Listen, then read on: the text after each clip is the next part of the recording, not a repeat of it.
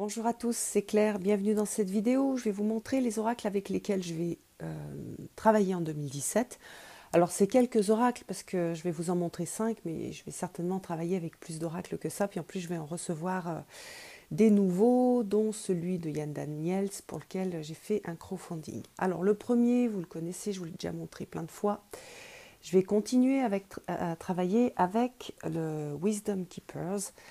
C'est vraiment un oracle que j'adore, qui me fait voyager, qui me fait me sentir, comment dire, faire partie du monde.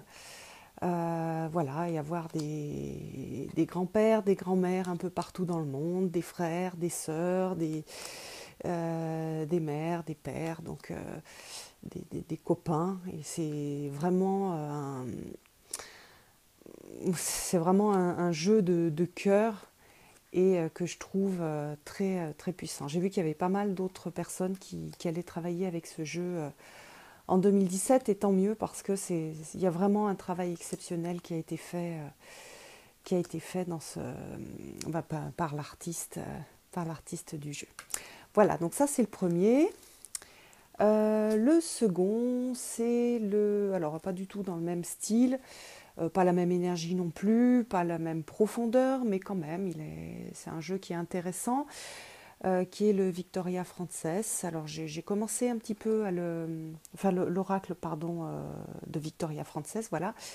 J'ai commencé à le regarder. Alors au départ, j'ai été assez déçue quand j'ai juste regardé les illustrations. Je me suis dit, ouh là là, mais qu'est-ce que je vais pouvoir retirer de ce jeu-là? Et en fait, là, j'ai commencé à prendre un petit peu plus de temps avec lui.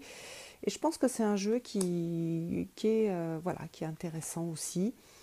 Et qui a des très belles illustrations, mais qui apporte quelque chose. Et notamment, voilà, le peu que j'ai pu commencer à voir, c'est que le livre est très bien fait. Et voilà, donc je vais continuer à évaluer et puis à voir ce que ce jeu-là peut m'apporter. Alors après, j'ai envie de reprendre un jeu que j'ai depuis pas mal de temps, d'Alana Fairchild, c'est l'oracle des rebelles sacrés. Ah, je vous montre la boîte.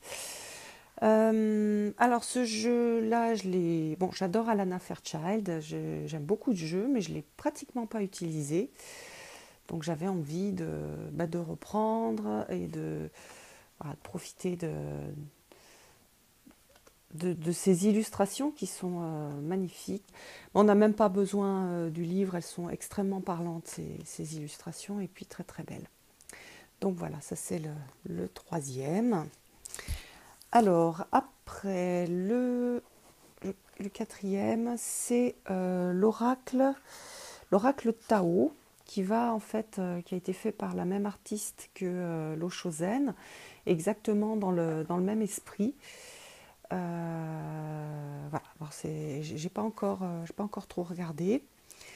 Donc la base est aussi une base Yiking. Donc je vais certainement comparer un petit peu la façon d'explorer le Yiking des deux jeux que j'ai, celui-là et puis le Yiking je ne sais pas dire le nom de l'artiste, il est trop compliqué.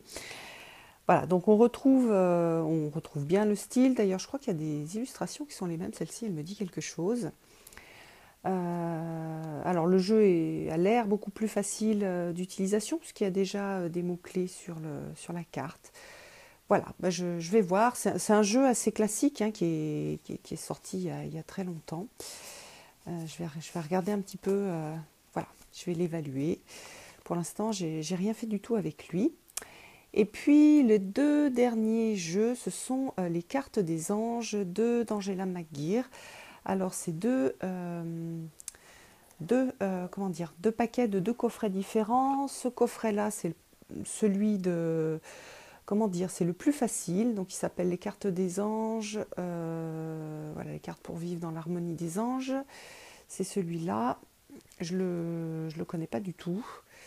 Je suis contente de l'avoir parce que l'autre, je le connais et il est super compliqué.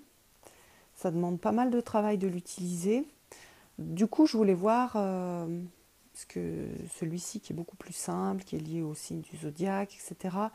ce qu'il pouvait m'apporter, et puis éventuellement aussi s'il pouvait, voilà, j'avais envie de le présenter et de montrer ce qu'il pouvait apporter aussi à mes abonnés. Mais j'ai bien envie j'ai bien envie de le tester, celui-là. Voilà, puis le deuxième, c'est celui-ci. Vous avez déjà vu des cartes dans les tirages des énergies de l'année par signe pour 2016. Alors il est beaucoup plus complexe, enfin le livre est complexe. Angela McGuire est pas, enfin en tout cas de ce que j'ai vu de son premier coffret, c'est vrai qu'elle n'est pas directement accessible. C'est un peu l'anti Dorine Virtue. Il y a quand même pas mal de boulot à faire sur les cartes. D'ailleurs, moi sur ce jeu-là, avant de pouvoir l'utiliser, j'ai pas mal bossé, j'ai pas mal regardé un peu ce que ça pouvait vouloir dire. Donc ce qu'elle elle transmet comme information, ce que ça signifie pour moi, ce que voilà. Donc j'ai mis mes propres petites explications avec mes mots à moi sur chaque carte.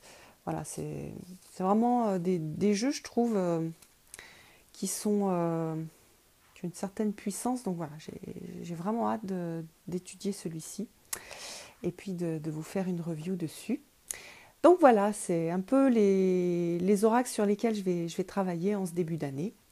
Et puis j'essaierai de vous faire des reviews pour les jeux sur lesquels j'ai pas fait de review encore, après que j'ai plus travaillé dessus. Et voilà, je vous donne rendez-vous pour une prochaine vidéo. Bye bye.